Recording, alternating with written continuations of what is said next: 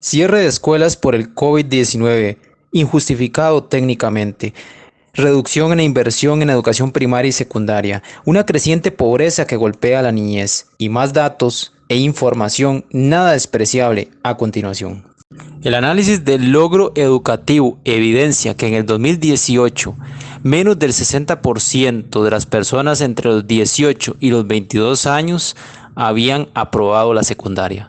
En el caso de bibliotecas, imagínense que de un total de 3.723 centros educativos públicos en primaria, apenas un 16%, 593 instituciones, cuentan con servicio de biblioteca y se concentran en las direcciones regionales de las provincias de Heredia, Cartago, San José y Alajuela. Y ojo a las disponibilidades de libros para los estudiantes. Apenas un 5% de esas instituciones que tienen una biblioteca regular o más o menos decente cuentan con más de 10 libros por estudiante. Y un 67% tiene 2 libros o menos disponibles por estudiante. Mientras en el 2019 el 30% de las personas entre los 5 y los 18 años que asistían a la educación formal se encontraban en condición de pobreza, para el 2020 esto creció a un 42%. Otra medida más que tomó el gobierno de Carlos Alvarado, bueno, en el periodo 2018-2020 se puso fin a una fase donde, como se muestra en el gráfico, donde la inversión en educación venía creciendo. Pues resulta que para el 2018 ya tuvo una caída de un 8% respecto al año anterior. Imagínense que países donde la educación es top, donde le dan un super valor agregado, porque así debe ser. En países como Islandia, Bélgica, andan por encima de los $12.000 de inversión por estudiante. ¿Cómo está el promedio? El promedio de una OCDE anda alrededor de los $9.000. Y en el caso de Costa Rica rondamos los $4.000 por estudiante. ¿Y qué se encontró la actual ministra de Educación en lo referente a las condiciones de infraestructura de algunas escuelas y colegios? Que el 50% de la información no es una información fiable.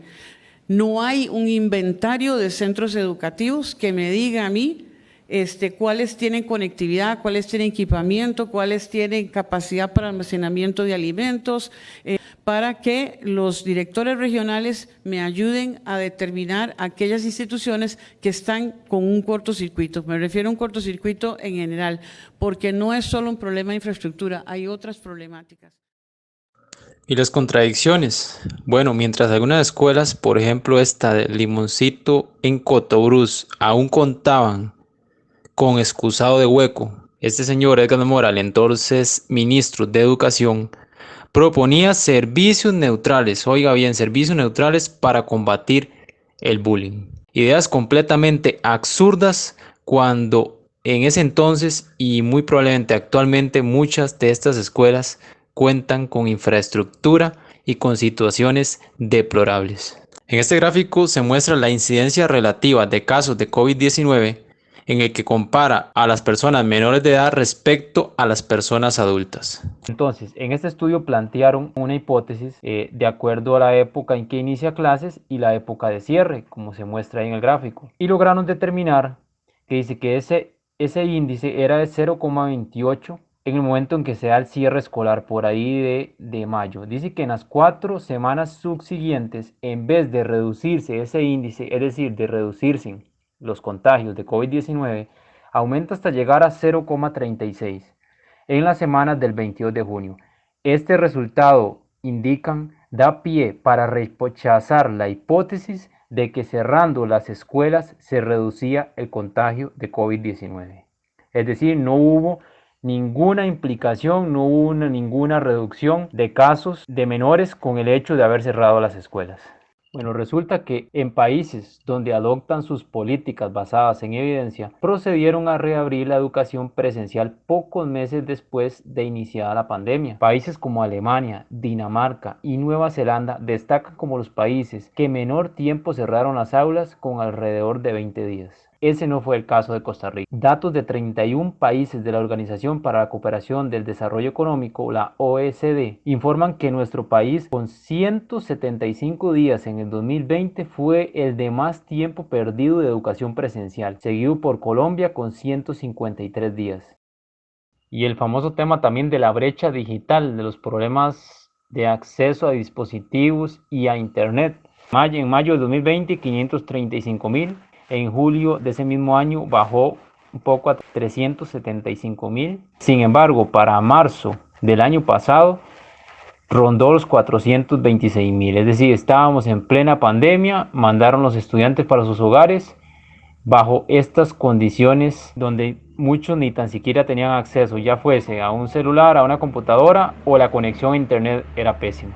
Y las principales consecuencias se vieron en el cumplimiento de las materias de español y matemática, donde en algunos grados ni tan siquiera lograron llegar al 50% del programa de estudios. Y para cerrar con broche de oro, el famoso memorándum de cooperación con Cuba, pero que no era para menos, que fue de las primeras acciones que tomó el actual gobierno de don Rodrigo Chávez de volarse, de quitar ese acuerdo completamente innecesario. ¿Qué nos van a venir a enseñar aquí de Cuba? Bueno, adoctrinamiento, me imagino. Pionera por el comunismo. Pero ¿qué decía? ¿Qué establecía este bendito memorándum? Intercambio de buenas prácticas educativas, resultados de estudios e investigaciones en el ámbito de la educación. Intercambio de profesionales con comprobada experiencia. Coordinación de programas de capacitación.